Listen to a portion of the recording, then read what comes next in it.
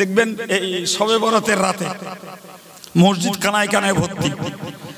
আজকে ইমাম সাহেব দোয়া করবে, চল সারা বছর যাইনি তে কি হয়েছে আজকে যাই, ইমাম সাহেব দেবে ধামা করলে বাড়ি আসবো। আসে না নাই?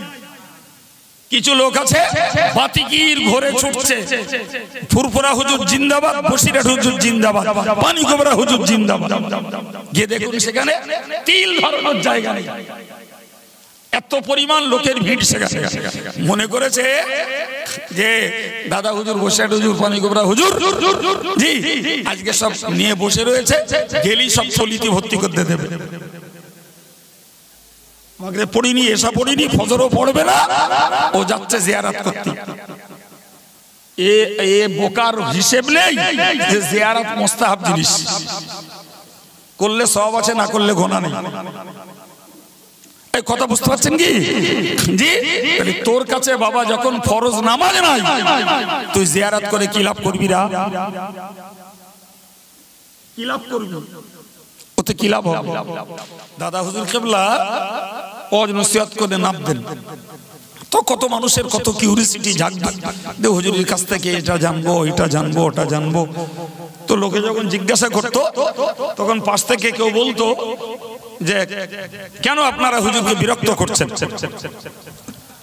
কথাটা বোঝা গেল? হুজুরের ভক্তি মহব্বত দেখাচ্ছে। তো হুজুর তারে বলতেন, কেন গো তুমি অমন করছো? লোকটা তো আমারে জিজ্ঞেস করছে, লোকটা আমারে জিজ্ঞেস করছে, তুমি বিরক্ত হচ্ছ কেন? তার মানে কি হুজুরের ভেতরে রসদ ভর্তি ছিল।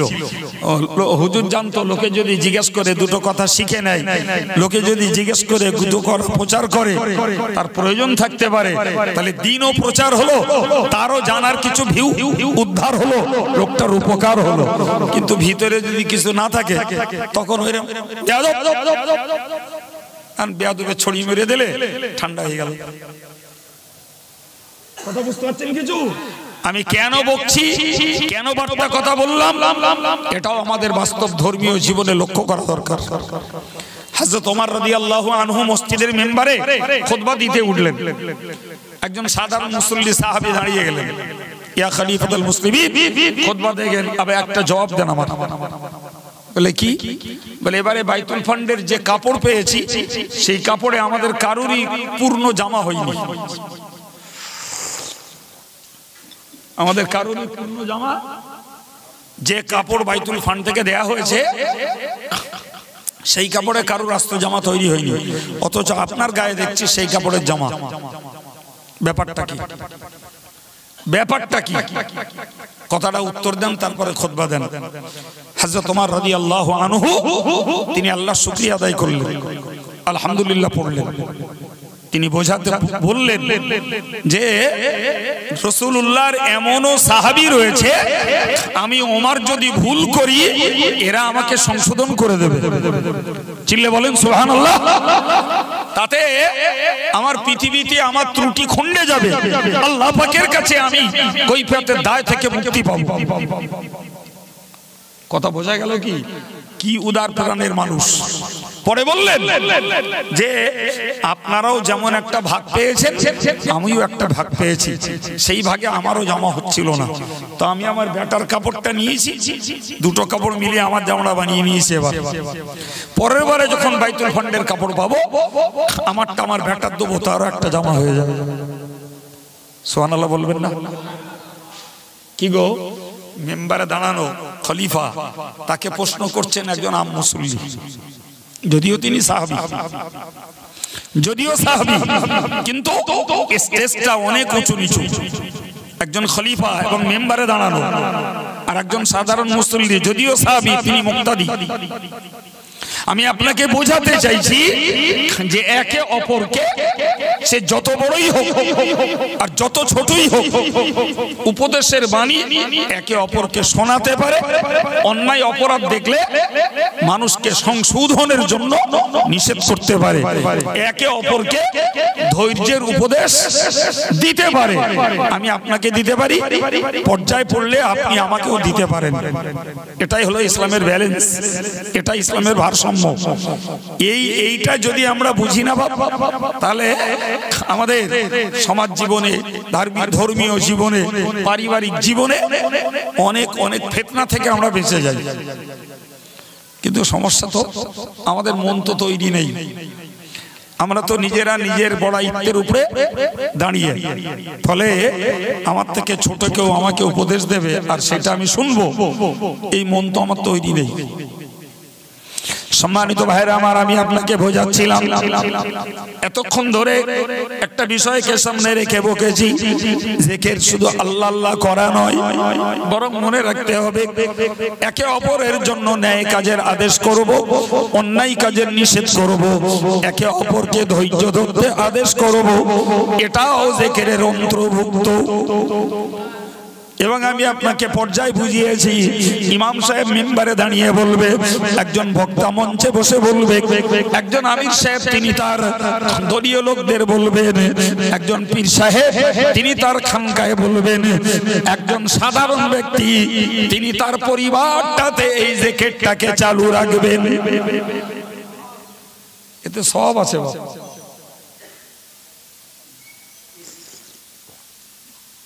এতে সব আছে। আমি যে মানুষের জন্য কল্যাণকামী, আমি যে মানুষের জন্য কল্যাণকামী, আল্লাহ বলেছেন ওয়ালতাকুম মিনকুম উম্মাতুন ইয়াদউনা ইলাল খায়র ওয়া ইয়ামুরুনা বিল মারুফ ওয়া ইয়ানহাউনা আনিল মুনকার ওয়া ইউসারিউনা ফিল খায়রাত উলাইকা হুমুস সালিহুন। আল্লাহ বলেছেন তোমাদের মধ্যে এমন কিছু ব্যক্তি হওয়া উচিত যারা মানুষকে ডাকবে ভালোর দিকে, মানুষকে ডাকবে কল্যাণের দিকে, মানুষকে ডাকবে তারা নেক আমালের দিকে, মানুষকে ডাকবে সে সৎ আচরণের দিকে, মানুষকে ডাকবে জিকির ফিকির তাসবিহ তেলাওয়াতের দিকে। সুবহানাল্লাহ বলেন, আর একটু জোরে বলেন। তো আমরা যদি আমরা ইচ্ছা করলে সবাই ও আয়াতকে আমল করতে পারি, কিন্তু ক্ষেত্রটা ভাগ করতে হবে। ইমাম সাহেব মানুষকে ডাকবেন মেম্বারে, একজন বক্তা ডাকবেন মঞ্চে, জি একজন পীর সাহেব ডাকতে পারেন তিনি তার খানকায় বসে, ভাই একজন সাধারণ ভাই তিনি ডাকতে পারেন তার পরিবারের সদস্যদেরকে নেক আমলের দিকে, ভালোর দিকে, জিকিরের দিকে, তাসবিহর দিকে, তেলাওয়াতের দিকে ডাকতে পারেন। বরং এই পরিবারের সদস্যদেরকে ডাকার দায়িত্বই পরিবারের প্রধানের। আপনার বাড়ি ইমাম সাহেব ডাকতে যাবে, মুফতি সাহেব ডাকতে যাবে, পীর সাহেব আপনার পরিবারে ধর্মের পথে নসিহত করতে যাবে, ইট ইজ ইম্পসিবল। এটা কখনো সাধারণ সিস্টেম নয়, বরং সাধারণ সিস্টেম হলো পরিবারের আব্বা আছে, ভাই আছে, জি সেখানে মা আছে, তাদের অধীনস্থ যারা, যেই হেড অফ দা ফ্যামিলি বাকিদেরকে বললো যে তোমরা নামাজ পড়ো, তোমরা আল্লাহ বিল্লাহ করো, একটু সকাল সন্ধ্যায় কোরআন শরীফ পড়ো, একটু জিকির তাসবিহ পড়ো, বাস আলহামদুলিল্লাহ এইটুকু করলেই তো আমার পরিবারের সদস্যগুলোকে আমি ভালোর দিকে ডেকেছি বলে প্রমাণ হবে। না কি বলছেন? এটা আমার আল্লাহ বললেন ওয়া'মুরুনা বিল মা'রুফ ওয়া ইয়ানহাউনা আনিল মুনকার, ওই মানুষগুলোর কাজ হবে মানুষকে সৎ কাজের প্রতি উপদেশ দেওয়া, এদের কাজ হবে সৎ পথে মানুষদেরকে আহ্বান করা, ওয়া ইয়ানহাউনা আনিল মুনকার এবং অন্যায় অসৎ কাজে নিষেধ করা, ওয়া ইউসারিউনা ফিল খায়রাত এবং তারা দৌড়াবে, ধাবিত হবে, আগ্রহী হবে নেক আমলের দিকে। উলাইকা মিনাস সালিহিন, ওই লোকগুলোই তো সালেহ, ওই লোকগুলোই নেককার, ওই লোকগুলো সৎকর্মশীল। জোরে বলুন। সুতরাং আমরা যদি ইচ্ছা করি বাবু, তাহলে এই কখন হুজুরকে পাবো আর বসে মজলিসে বসে 8 ঘন্টা 45 মিনিট জিকির করব, এ পর্যন্ত জিকিরকে সীমাবদ্ধ করা যাবে না, বরং আমরা ইচ্ছা করলে অল টাইম আমরা জিকিরের সঙ্গে সংযুক্ত থাকতে পারি, নিজে আমল করে বা অন্যকে আমলের উপদেশ দিয়ে সেই মাইন্ডটা তৈরি করতে হবে। জি এই মজলিসে সেই মন তৈরি করা যাবে। ফর এক্সাম্পল আমরা যেটা এতক্ষণ বসে বসে এই মজলিসে করলাম জবানে জিকির, মজলিসে করলাম আমরা জবানে জিকির, এই জিকিরকে আরেক পর্যায়ে করা যায়, সেটা হলো কলবের জিকির। কি বলেছি বাবু? এক কথায় আমি যখন যে কাজটাই করি আমার মনের খেয়ালটা এই হোক যে কাজটাতে যদি আল্লাহ রাজি খুশি থাকে করব, আল্লাহ যদি এ কাজে নারাজ থাকে আমি করব না, বাস ওটাই আল্লাহ জিকির। কথা বুঝে যায়নি? আরে বাবা জিকির মানে তো স্মরণ, আমার আল্লাহর কথা স্মরণ আছে, আমি দেখছি আমার পক্ষে এই কথাটা বললে গুনাহ হবে, আল্লাহর ভয়ে ওই কথাটা বলবো না। তাহলে আমার আল্লাহর স্মরণ আছে বলেই আমি ওই গুনাহমূলক কথাটা থেকে বাঁচতে চাচ্ছি। কিংবা আমি একটা কাজ করতে যাচ্ছি, যে কাজটা করলে সওয়াব আছে, ফলে ওই কাজটা করাই হলো আমার আল্লাহর জিকির। আরে বাবা খাবা, আমি চা খাবো, তো কিংবা একটা খাবার খাবো, তা হাতে তুললাম, হাতে তুলেছি, আমার পট করে মনে পড়লো খাবার আগে বিসমিল্লাহির রহমানির রহিম বলতে হয়, ওটাই জিকির। খাওয়া কমপ্লিট, আলহামদুলিল্লাহ বললাম, বাস ওটাই জিকির। এই কথা বুঝতে পারছেন না? খুব রাগ ধরে গেছে, তাই রাগ ধরে গেছে জি, তো নফস চাচ্ছে একটা গাল দেবো, একটা চড়া মদ্দা মোটা কথা বলবো জি, কিন্তু ফট করে মনে উঠলো না গাল দিলে তো গোনা হবে, কড়া চড়া কথা বললেও তো গোনা হবে, তো যাকে যা বলবো না, রাগ হয়ে গেছে, একটু ধৈর্য ধরি, বাস ওটাই আল্লাহ জিকির। আপনি যে আল্লাহকে স্মরণ করে, আমি যে আল্লাহকে স্মরণ করে আমি অশালীন কথাটা বলা থেকে বিরত হলাম, ওটা কি বলেছি বাবা? একদম একদম। আমরা শুধু বাবু এই মজলিসে কিছুক্ষণ জিকির করাটাই মনে করি বাস চূড়ান্ত পর্যায়ে এবং শেষ পর্যায়ে জিকির করে ফেলেছি। না বাবা, এটা একটা আদাত, এটা একটা অভ্যাস, কিন্তু ওই অভ্যাসটাকে শুধু জবান পর্যন্ত রাখলে হবে না বাবা, ওই অভ্যাসটাকে আমাদের আমলে পরিণত করে ফেলতে হবে, তবেই হবে প্রকৃত জিকির। সম্মানিত ভাইরা আমার, এই প্রসঙ্গে আর বলবো না। কোরআন শরীফে আল্লাহ বলেছেন ওয়া আকিমিস সালাতা লিযিকরি, মহান আল্লাহ বললেন ও আমার বান্দা বান্দি, তোমরা আমার জিকির করার জন্য নামাজ কায়েম করো। এই আয়াত থেকে পরিষ্কার বুঝতে পারা যায় নামাজ হলো আল্লাহ পাকের শ্রেষ্ঠতম জিকির। নামাজ কি? একদম সত্যকারের কথা বলুন না। আমি নামাজ যখন পড়তে দাঁড়াচ্ছি, প্রথমত আমার জিকির শুরু হচ্ছে, আমি তাহারাত অর্জন করছি, ওযু করছি, উজুর নির্দেশ দিয়েছে আমার আল্লাহ। তাহলে আমি যখন নামাজ পড়তে যাচ্ছি, কোরআন বলেছে ওয়াইযা কুমতুম ইলাস সালাতি ফাগসিলু উজুহাকুম ওয়া আইদিয়াকুম ইলাল মারাফিকি আমসাহু বিরুউসিকুম ওয়া আরজুলাকুম ইলাল কাআবাইন। আল্লাহ বললেন তোমরা যখন নামাজ পড়তে ইচ্ছা করো, তখন তোমরা তোমাদের মুখমণ্ডল ধৌত করো, দুই হাত কনুই সমেত ধুয়ে ফেলো, মাথাটাকে মোছা করো, পা দুটিকে গাঁট সমেত ধুয়ে ফেলো। এখন যখনই একজন নামাজি আসছেন, উযু করছেন, ওখান থেকেই তো জিকির শুরু, ওখান থেকেই উযু করছি কেন? নামাজ পড়বো তাই। নামাজের জন্য পবিত্রতা ফরজ, সুতরাং আল্লাহ আমাকে পবিত্র হয়ে নামাজে দাঁড়াতে বলেছেন। তাই তো পৌষ মাসের ঠান্ডাতেও আমি উযু করে নামাজে দাঁড়াচ্ছি, উযু না করে নয়। আমি নামাজে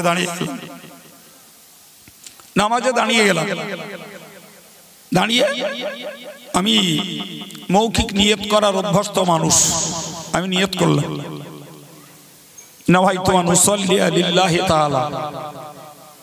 তাহলে নামাজ পড়ছি কার জন্য?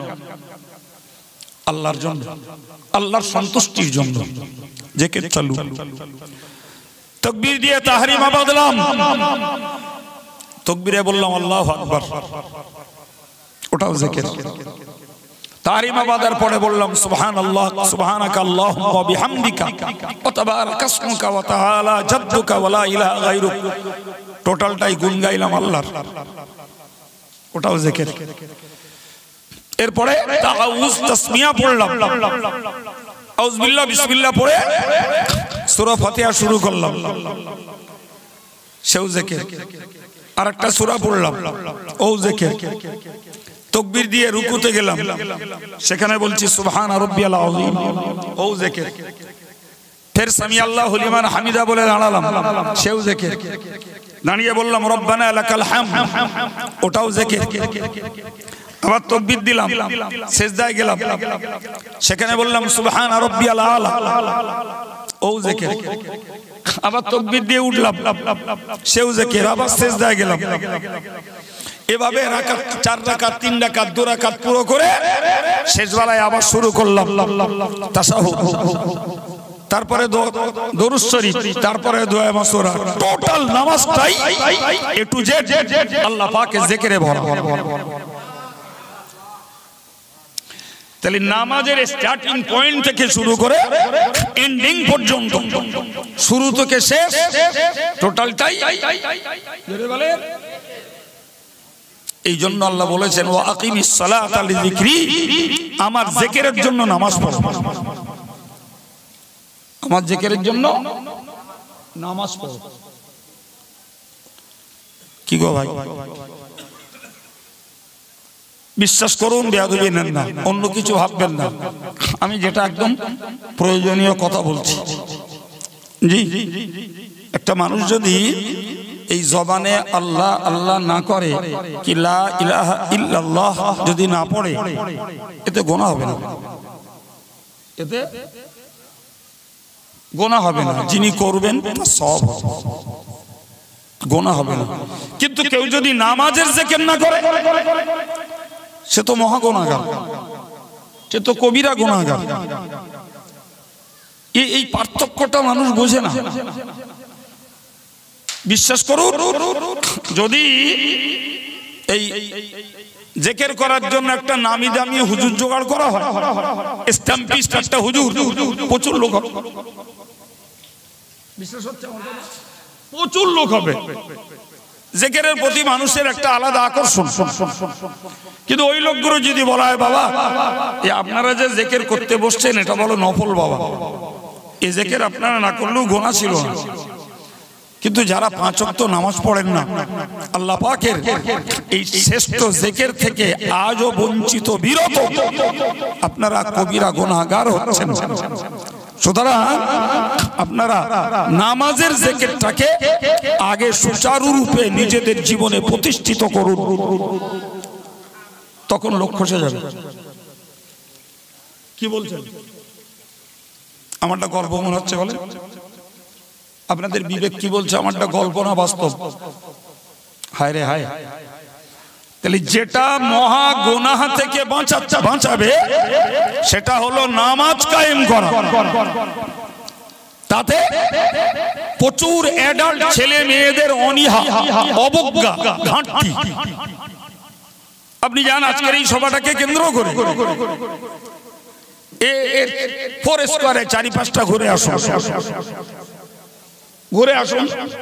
কত বাড়ি তো আত্মীয় আছে, কত রাস্তায় ছেলে আর মেয়েরা রয়েছে না? নেই? আমি তো সোজা দিক দিয়ে এসে উঠলাম। আচ্ছা আছে তো। এখন বলুন, এদের ভিতরে যদি ন্যূনতম আল্লাহ পাকের ভয় ভীতি থাকতো, তাহলে একটা কথা ভাবতো যে আজকের এই সুন্দর পরিবেশ, এবং বাস্তবিকই যারা আলেমদের দাওয়াত করে তারা জানে অনেকটা নাকানি চোবানি খেয়ে তবে একটা ডেট মেলাতে হয়। বিশ্বাস হয় আমার কথা? ওই হাই সাহেব ভালো জানে, কাইম সাহেব পাবো, তার রজবালির পাবো না। রজবালির পাচ্ছি তো কাইম সাহেব পাচ্ছি না। এনাকা দুটো পালন তো আসেম বিল্লাহ সাহেবের পাচ্ছি। তাহলে এরা এতটা কষ্ট করে একটা ডেট অ্যাডজাস্টিং করে তারপরে 1 ঘন্টা কি হাফ ঘন্টা হুজুর জোগাড় করছে, কি পনি 1 ঘন্টা। তা চল না বাবা, খাবারও খাই, আড্ডাও দেই, প্রতিদিন ঘোরাফেরা সবকিছু হয়। আজকে যখন আমাদের গ্রামের পয়সায় এত সুন্দর একটা পরিবেশ তৈরি করে 2 কি 3টে কি 4টে বক্তা হুজুর সেখানে আনা হয়েছে, চল আজকের দিনটা কি বলে একটু শুনি। আমরা মাদ্রাসায় পড়িনি কিংবা আমরা ধর্মীয় বই পুস্তক পড়াপড়ি করিনি, আজকে হুজুররা কি বলে একটু শুনি। এরা যদি একটু আন্তরিকতার সঙ্গে কথাগুলো শুনতো, বিশ্বাস করুন আমাদের এই সভাগুলো সার্থক হতো, কার্যকর হতো।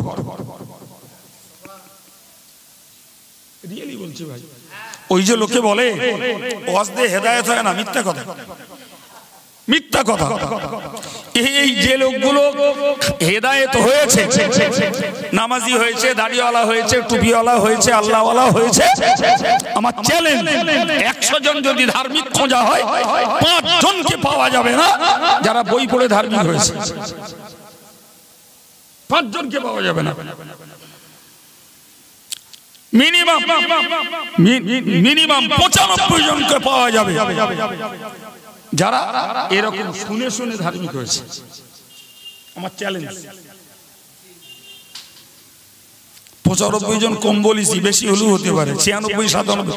খোঁজ করেন আপনি যে কটা লোক কোরআন পড়ে, তাফসীর পড়ে, হাদিস পড়ে, হাদিসের ব্যাখ্যা পড়ে, ইসলামিক স্টাডিজ, ফতোয়া ফরাজ পড়ে ধার্মিক হয়েছে কজন, খুঁজে আনন্দ।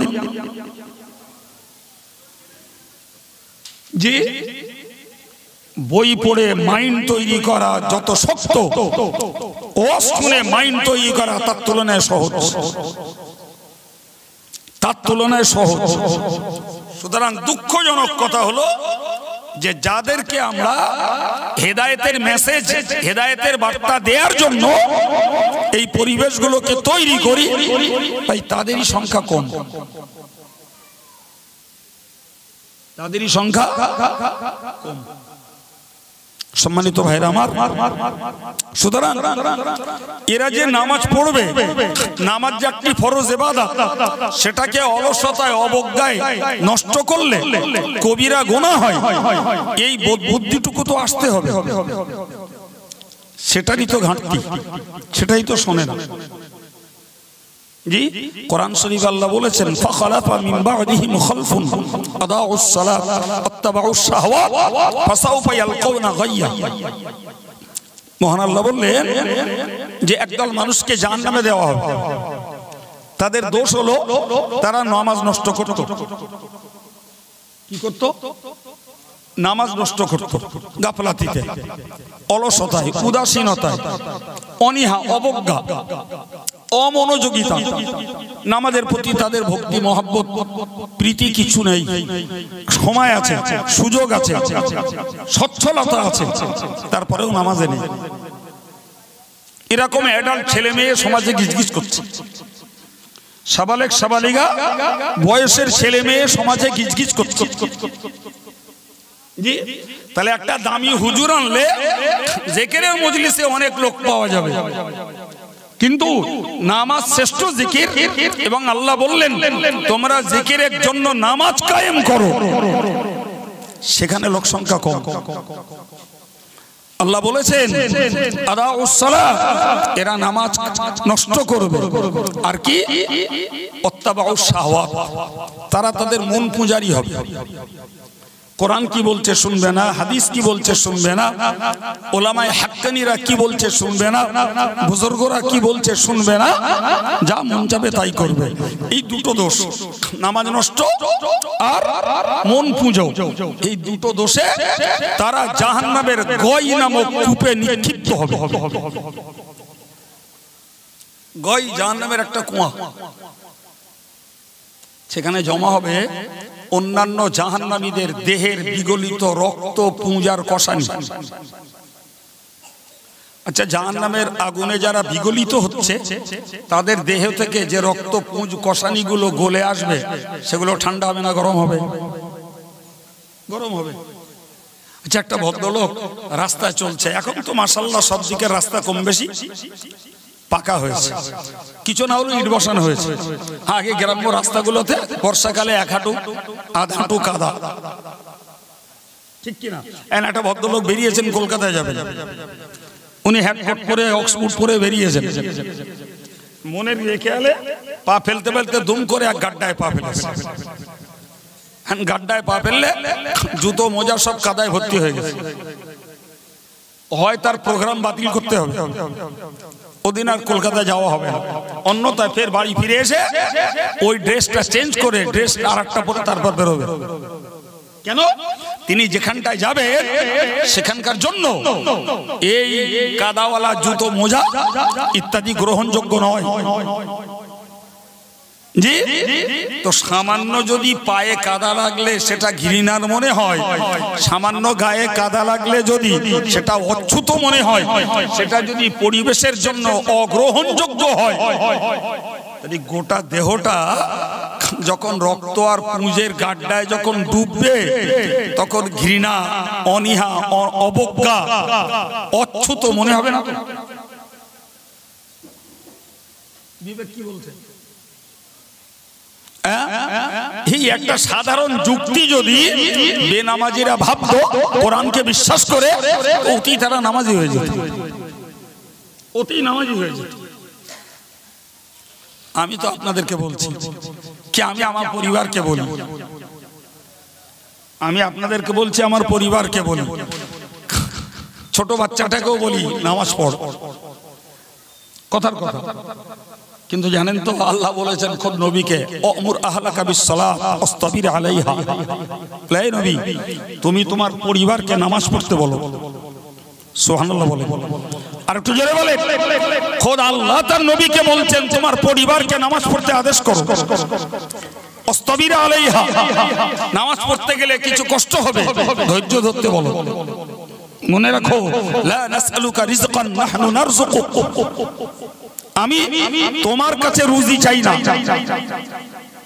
আমি আল্লাহর রুজি লাগে না, আমি খাওয়ার ঊর্ধ্বে, খাওয়া থেকে মুক্ত, আমার রুজি লাগে না, বরং তোমাদের রুজি আমি দিই। সুবহানাল্লাহ। তাহলে নামাজ পড়তে গেলে কষ্ট হবে, নামাজ পড়তে গেলে সময় নষ্ট হবে, নামাজ পড়তে গেলে রোজগারের ঘাটতি হবে, এই টেনশন তোমার কেন গো? এই টেনশনটা তোমার কেন? তুমি তো নামাজ পড়বা আমার হুকুম পালনের জন্য। তোমার রুজিতে কেমনে বরকত দেবো? কি তোমার রুজির পরিমাণ বাড়িয়ে দেবো? কি অল্প দিয়ে তাতেই তোমাকে তৃপ্ত করে দেবো? ব্যাপারটা তো আমার। সুবহানাল্লাহ। ব্যাপারটা কার? একদম বরকত চোখে দেখা যায় না, অনুভব করা যায়। গাদা খেয়েও পেট ভরে না, সামান্য খেলি আর লাগে না, ওর নাম বরকত। ওর নাম বরকত। পেটে গ্যাস নেই, অ্যাসিডিটি নেই, তারপরে অল্প খেয়েছি আলহামদুলিল্লাহ, আর লাগে না, ওর নাম বরকত। কথা বুঝতে পারছেন কি? তাহলে খোদ আল্লাহ তার নবীকে বলছেন ওয়ামুর আহলাকা বিসসালাত, তোমার পরিবারকে নামাজ পড়তে আদেশ করো। ওয়াসতাবির আলাইহা, নামাজ পড়তে গেলে যে কষ্ট হয় ওর উপরে ধৈর্য ধরতে বলো। এবং মনে রাখো, লা নাসআলুকা রিজকান নাহনু নারযুকুক, আমি রিজিক তোমার কাছে চাই না, বরং আমি রিজিক দিই। অথচ মানুষ রোজগারে ঘাটতি হবে, নামাজ পড়ার সময় পায় না। বললি বলে একলা মানুষ কি করে পারি, এদিকে দোকান ওদিকে সংসার, এ হচ্ছে ছুতো, এ হচ্ছে মানুষের ছুতো। যুবকগুলো যারা যথেষ্ট স্টিল বডি, স্টেট কাট, তারা চলাচল করে, অথচ নামাজ পড়ার বেলায় তাদের অনীহা। সম্মানিত ভাইরা আমার, যে কথা বলতে যে আমি এত দূর বললাম, আমার আল্লাহ বললেন ওয়াকিমিস সালাতা লিযিকরি, তোমরা আমার জিকিরের জন্য নামাজ কায়েম করো। এ থেকে পরিষ্কার প্রমাণিত হয় নামাজ হলো আল্লাহ পাকের জিকির, বরং শুধু জিকির নয়, ওয়ালা যিকরুল্লাহি আকবার, আল্লাহ পাকের মহা জিকির নামাজ, বড় জিকির নামাজ। সেই নামাজের প্রতি আমাদের অনীহা, অবজ্ঞা, এটা ভাবতে অবাক লাগে। আল্লাহ বলেছেন ফাওয়াইলুল লিল মুসাল্লিন আল্লাযীনা হুম আন সালাতিহিম সাহুন। এই ওয়াইল একটা আরবি শব্দ, এর তাফসীরে বলা আছে ওয়াইল মানে হলো পরিতাপ, আফসোস। ওয়াইল মানে হলো ধ্বংস। ওয়াইল মানে হলো দোজখের একটি উপত্যকা। আল্লাহ বললেন ফাওয়াইলুল লিল মুসাল্লিন, ওই সমস্ত মুসল্লি, ওই সমস্ত নামাজি, আল্লাযীনা হুম আন সালাতিহিম সাহুন, যারা নামাজে উদাস, নামাজে গাফেল, তাদের জন্য জাহান্নামের উপত্যকা বরাদ্দ, তাদের জন্য ধ্বংস বরাদ্দ, তাদের জন্য আফসোস, পরিতাপ। তোমাকে আমি 24 ঘন্টা পার ডে সময় দিলাম, তুমি তার মধ্যে থেকে বেশি বেশি 1.5 ঘন্টা সময় তুমি আমি আল্লাহর নামাজের জন্য দিতে পারো না। নরমালে 1 ঘন্টা 5-7 মিনিট হলে 5 ওয়াক্ত নামাজ হয়ে যায়। তো একটু স্বস্তির সঙ্গেও যদি নামাজ পড়ি তাও 1.5 ঘন্টা লাগে হার্ডলি, তার বেশি নয়। তাহলে 22.5 ঘন্টা আমি আমার বৈধ কাজে লাগাবো, আর 1.5 ঘন্টা আল্লাহর হুকুম নামাজ পালনের জন্য দেব। তাতে আমাদের অবজ্ঞা, অনীহা, অলসতা কি করে হবে? কিভাবে সম্ভব? তাহলে এ থেকে বুঝতে পারা যায় যে আসলে আমাদের ভাই মৌলিক বিশ্বাসে ঘাটতি রয়েছে। আল্লাহ পাকের নবী বলেছেন আফদালু মা ইউহাসাবু বিহিল আবদু ইয়াউমাল কিয়ামাতি আস-সালাত। কিয়ামতের কঠিন দিনে আল্লাহর হকগুলোর মধ্যে প্রথম বিচার হবে নামাজের বিচার। এই নামাজটাকে যিনি সহি শুদ্ধভাবে আল্লাহর কাছে প্রমাণ করাতে পারবেন, তার বাকি সমস্ত হিসাবগুলোকে আল্লাহ সহজ করে নেবেন। সুবহানাল্লাহ। কিন্তু নামাজের হিসাব দিতে যে আটকে যাবে, তার সমস্ত হিসাবগুলোকে আল্লাহ কঠিন করে নেবেন। জানেন তো, যারা স্কুলে পড়াশোনা করে, আমরা একটু করেছি, ছেলেপেলের একটু পড়াই, তো যে কোশ্চেন পেপার দেওয়া হয় না, ওতে আরবিতে বলে লাজিম, বাংলা ইংরেজিতে বলে কম্পালসারি, বাংলা বলে আবশ্যক। 5টা প্রশ্ন আছে, এর মধ্যে 3-এর দাগটা আবশ্যক, ওইটা উত্তর দিয়ে বাকি আর 3টে 5টা দিচ্ছি, 4টে উত্তর দিতে হবে, তার মধ্যে 3-এর দাগটা যেন থাকে, একে কম্পালসারি বলে। জি, তো আমার আপনার জীবনে আল্লাহর নির্দেশিত যত আমলের নির্দেশ রয়েছে, নামাজ তার মধ্যকার কম্পালসারি ডিউটি। তা সে কম্পালসারিটাই যদি না করলাম, এডিশনালের কি দাম হবে? জানেন তো, এই স্কুলে এডিশনাল পরীক্ষা হয়, ঐচ্ছিক পরীক্ষা। তার মানে দিলে নাম্বার পাবে, না দিলে তোমার নাম্বার কাটা যাবে না। তো যারা ভালো ছেলে তারা এডিশনাল পরীক্ষাটাও দেয়, জানে আমার 5 নম্বরের ঊর্ধ্বে যে নাম্বারটা আসবে সেটা আমার মূল নাম্বারের সঙ্গে যোগ হবে। কথা বুঝতে পারছেন বাবু? তো এর মানে হলো তুমি কম্পালসারি ডিউটিটা পালন করো, করে কিছু এডিশনাল ডিউটি করো। তার মানে ফরজটাও পড়ো, নফলটাও পড়ো। তোমার ফরজে যদি কিছু ঘাটতি হয়ে যায়, ওই নফল দিয়ে ফরজটাকে আল্লাহ পূরণ করে নেবেন কিয়ামতের দিন। যে কপাল পড়া ফরজটাই পড়ে না, কম্পালসারি ডিউটিটাই করে না, ওর এডিশনাল করে কোনো লাভ আছে? দেখবেন এই শবে বরাতের রাতে মসজিদ কানায় কানায় ভর্তি। আজকে ইমাম সাহেব দোয়া করবে, চল সারা বছর যাইনি তে কি হয়েছে, আজকে যাই। ইমাম সাহেব দেবে ধামা করলে বাড়ি আসবো। আসে না নাই? কিছু লোক আছে বাতিকির ঘরে ছুটছে, ফুরফুরা হুজুর জিন্দাবাদ, বসিরহাট হুজুর জিন্দাবাদ, পানি গোবরা হুজুর জিন্দাবাদ। গিয়ে দেখুন সেখানে তিল ধরানোর জায়গা নেই, এত পরিমাণ লোকের ভিড় সেখানে। মনে করেছে যে দাদা হুজুর, বসিরহাট হুজুর, পানি গোবরা হুজুর জি আজকে সব নিয়ে বসে রয়েছে, গেলি সব চলিতে ভর্তি করতে দেবে। মাগরিব পড়িনি, এশা পড়িনি, ফজরও পড়বে না, ও যাচ্ছে জিয়ারত করতে। এ বোকার হিসেব নেই যে জিয়ারত মুস্তাহাব জিনিস, করলে সওয়াব আছে, না করলে গুনাহ নেই। এই কথা বুঝতে পারছেন কি? জি, তাহলে তোর কাছে বাবা যখন ফরজ নামাজ নাই, তুই জিয়ারত করে কি লাভ করবি? কি লাভ করবে? ওতে কি লাভ হবে? জি জানেন তো, ওই ছোটবেলায় দেখেছি, এখন আর ওরম নেই, এখন আছে পেটেন্ট মালে। ছোটবেলায় দেখেছি বাজার ঘাটে 1 কিলো বেগুন নিলি একটা ধলতা দিত, কে 1 কিলো পটল নিলে তো 2-4টে ধলতা দিয়ে দিল। এখন যদি কেউ গিয়ে বলে আমরা সংসারে মাত্র 2 জন লোক, তা এই এত তরকারি কি এত পরিমাণ আমার লাগবে না, তুমি ভাই আমার ধলতাটা দাও, উতি আমার হয়ে যাবে। তো দুনিয়ার কোনো দোকানদার দেবে গা? আসল নালি ধলতা কেউ দেয়? এখন দেখবেন কিছু পেটেন্ট মালে লেখা থাকে 20% ফ্রি, 25% ফ্রি। একটা খাবারের গায়ে, একটা বিস্কুটের প্যাকেট, কেটার পেস্ট, এই জাতীয় কিছু জিনিসের গায়ে লেখা আছে দেখবেন। অথবা কোন জিনিস নিলে হয়তো একটা বাটি ফ্রি দিচ্ছে, জি একটা হলদির প্যাকেট ফ্রি দিচ্ছে। কথা বুঝতে পারছেন না? এখন যদি কেউ বলে ভাব আমার ওই ফ্রিটা দিলে হয়ে যাবে না, আসলটা লাগবে না, কত কি করব? তাকে দোকানদার আসল মাল বিক্রি না করে ফ্রিটা দিয়ে দেবে? এ ভাই তুমি এই পেটেন্টটা খুলে 20% ফ্রিটা নিয়ে নাও, আর যেটা 80% দাম দেওয়ার ওটা দিতে হবে না, রেখে দিয়ে দাও। সাধারণ জ্ঞান আর যুক্তির মানদণ্ডে দাঁড়িয়ে মানুষ যদি ভাবতো, তাহলে কম্পালসারি ডিউটিটাও করতো এবং এডিশনালটাও ছাড়তো না, জানতো ওতে আমার এক্সট্রা লাভ আছে। কিন্তু যারা আসলটা করে না বাবা, তারা ধলতার দাবি করে কি করে? আমি বলছি ভাবুন, বাচ্চাদের আকিকা করা মুস্তাহাব, হানাফি মাযহাবে আকিকা করা মুস্তাহাব। তবে মুস্তাহাব হলেও আকিকার অনেক উপকারিতা আছে।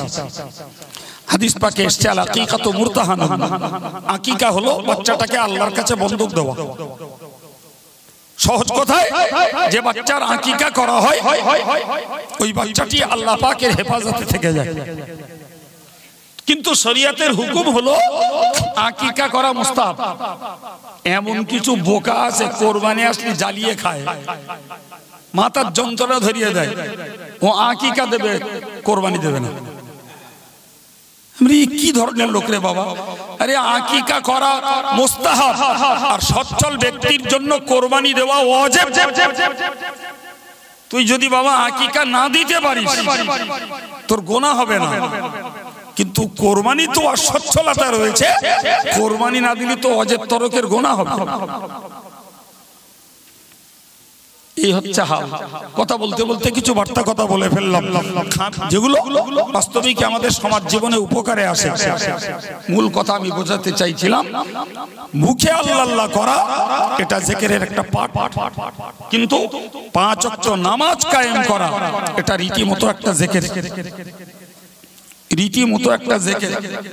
মসজিদে আজান হয় ওটাও জিকির, হাফেজ সাহেব বাচ্চা পড়ায় ওটাও জিকির, বাচ্চাগুলো পড়ছে ওটাও জিকির, একজন শিক্ষক মাদ্রাসায় কিতাব পড়াচ্ছে ওটাও জিকির, একটা ছাত্র একটা কিতাব নিয়ে স্টাডি করছে ওটাও জিকির, আমি দান করছি ওটাও জিকির। কথা মাথায় ঢুকছে বাবজি? সুতরাং জিকিরটাকে একমুখো ভাবলে হবে। এই রে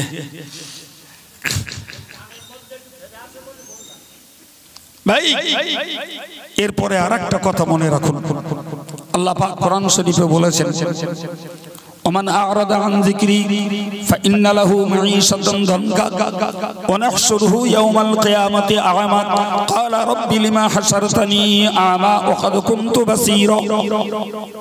আরেকটা জিকির, আল্লাহর বিধানটাও একটা জিকির।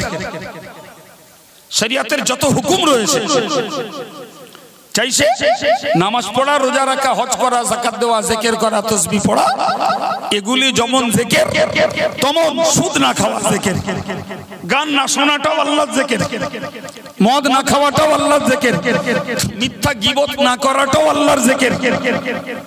অপপ্রচার না করাটাও আল্লাহর জিকির, চুগলি না করাটাও আল্লাহর জিকির। আল্লাহ পাক এক কথায় বললেন, ওমান আরাদা আন যিকরি, আমার বিধান থেকে যারা মুখ ফিরিয়ে নেয়, ফাইন্না লাহু মাঈশাতান দনকা, আমি আল্লাহ তাদের জীবন ধারণটাকে সংকীর্ণ করে দিই, সংকটে করে দিই। কত মানুষ বলল জীবনে, হুজুর আয় করি খুব থাকে না, খুব আয় করি তো পয়সা কোথায় যায় তা বুঝতে পারি না, একটা তাবিজ করে দেবেন। আচ্ছা ভাই, আয় করে যে খরচ করে তো সেই ঠিক, তাহলে খরচ করতে গেলে দিলে মনের, এই তদবির করতে গেলে মনের তদবির করতে হবে, যে তুই ভাই বেশি যাতে খরচ না করিস, তোর মনের একটা তদবির করে দেই। কিন্তু ঘটনা ওটা নয় বাপ, ঘটনা হলো যে বান্দা আল্লাহর হুকুম থেকে ঘাড় ঘোরায়, তার জীবন এমনি সংকট হয়, রোজগারে সংকীর্ণতা আসে, রোজগার করলেও তাতে বরকত থাকে না। জি, হালালে বরকত দেয় আল্লাহ, হারাম থেকে বরকত তুলে নেয় আল্লাহ। দেখেন না, কুকুরের বাচ্চা অনেকগুলো হয়, কেউ খায় না, তাও খুব একটা খুঁজে পাওয়া যায় না। আর গরু হালাল, দিনে হাজার হাজার না লাখ লাখ মুসলমানরা খেয়ে ফেল দিচ্ছে, এরপরেও বাজারে গরু কমনি। যারা যে এলাকায় বাস করে তার এলাকায় কসাইখানা আছে, যে দেখুন সকাল থেকে লাইন, সকাল থেকে লাইন। জি, ঈদের দিন, ঈদের নামাজ পড়াবার আগে গোশ কিনে নেয়। এত গরু আসে করতে, যেহেতু আল্লাহ পাক গরুকে হালাল করেছেন, ওতে বরকত ঢুকিয়েছেন আল্লাহ। কুত্তার গোশতকে হারাম করে দিয়েছেন, ওতে বরকত নাই। ও 5-6টা পারলি কি হয়, পাওয়া যায়। জি, এই যে কথা, এর মানে হলো এটাই, যারা আল্লাহর হুকুমকে মান্যতা দেয় ভাই, তাদের রুজি রোজগারে, সংসার জীবন যাপনে আল্লাহ শান্তি দেয়, বরকত দেয়। কিন্তু যারা আল্লাহর হুকুম থেকে মুখ ফিরিয়ে নেয়, রোজগার করে, মানসিক অশান্তিতে ভোগে। সম্মানিত ভাইরা আমার, কোরআন শরীফে আল্লাহ বলেছেন, কোরআন শরীফে আল্লাহ বলেছেন, যারা আল্লাহর হুকুম থেকে মুখ ফিরিয়ে নেবে, তাদের জীবন ধারণকে আমি আল্লাহ সংকট করে দেব। শুধু ওই নয়, অনাহশুরুহু ইয়াউমাল কিয়ামাতি আমা, কিয়ামতের কঠিন দিবসে তাদেরকে আমি আল্লাহ অন্ধ করে কিয়ামতের মাঠে তুলব। তো মানুষগুলো উঠে বলবে, লিমা রব্বি লিমা হাসারতানি আমা, আল্লাহ আপনি আমাদেরকে অন্ধ করে জমা করলেন, অন্ধ করে একত্রিত করলেন কেন? ওয়াকাদ কুনতু বাসীরা, আমরা তো পৃথিবীতে চোখওয়ালা ছিলাম, আমরা পৃথিবীতে জন্মগতভাবে দৃষ্টি শক্তিধারী ছিলাম, আমরা দেখতে পেতাম, আজকে আমরা অন্ধ কেন? আমার আল্লাহ কোরআন শরীফে বলেছেন, আমার আল্লাহ কোরআন শরীফে কাযালিকা আতাতকা আয়াতুনা, তোমাদের কাছে গেছিল আমার কোরআনের বায়ান, আমার কোরআনের হুকুম, আমার কোরআনের বিবৃতি তোমাদের কাছে পৌঁছেছিল, ফানাসিতাহা, তোমরা সেগুলোকে বেমালুম ভুলে গেছিলে। আমার আয়াতগুলোর বিবৃতি বর্ণনা তোমাদের কাছে পৌঁছেছিল, তোমরা বেমালুম সেগুলোকে ভুলেছিলে। ওয়াকাযালিকাল ইয়াউমা তুনসা, আজকে তোমাদেরকে ভুলে যাওয়া হলো। তোমরা চোখে দেখেছিলে, জ্ঞান নাওনি, কানে শুনেছিলে, জ্ঞান নাওনি, তোমরা অন্তরে ছিল অথচ বোঝোনি। তো তোমরা যেমন আমি আল্লাহর হুকুমগুলোকে বেমালুম ভুলে গেছো, আজকের আমি আল্লাহর পক্ষ থেকে তোমাদেরকে ভুলে যাওয়া হয়েছে, যার কারণে তোমরা চোখওয়ালা থাকা সত্ত্বেও আজকে অন্ধ অবস্থায় তোমাদের তোলা হয়েছে।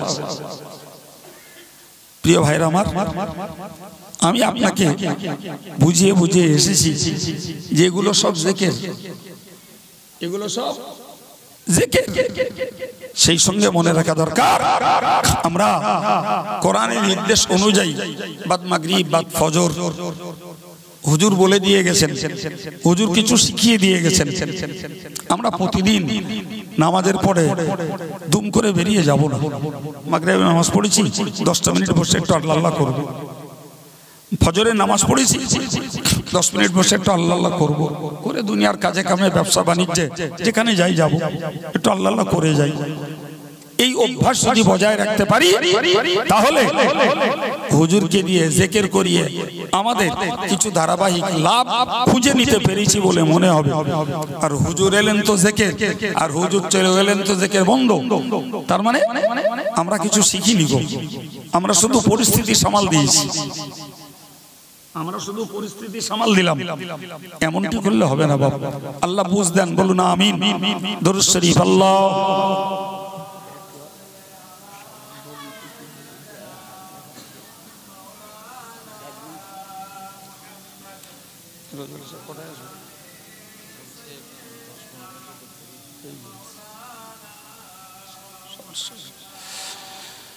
সম্মানিত ভাইরা,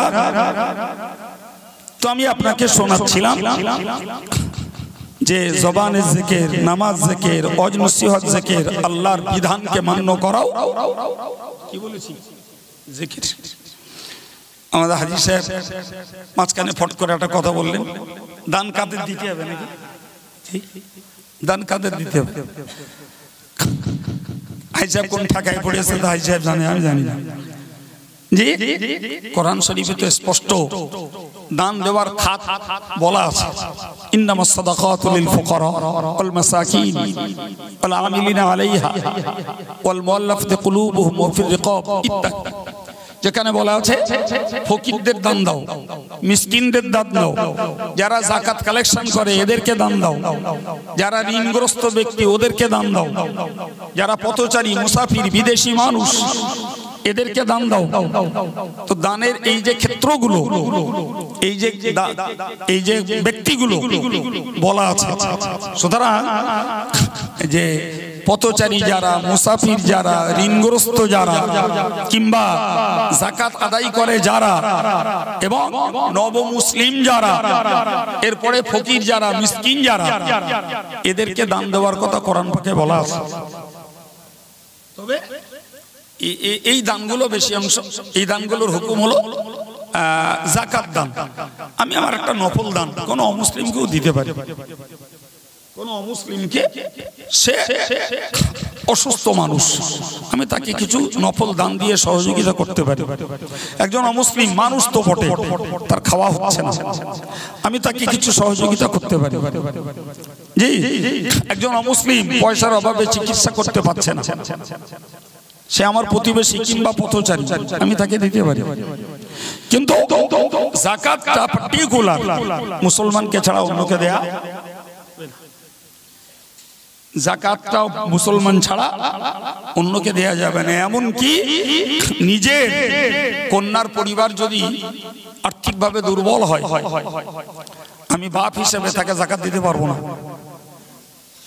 বরং তার আগে তার ফারাজটা বুঝে দিতে হবে। ওর ফারাজটা বুঝে দাও, ওকে যাকাত দিচ্ছ কেন? যাই হোক, হাজী সাহেব বললেন, তো আমি পট করে কথাগুলো একটু ছোট্ট করে জানালাম।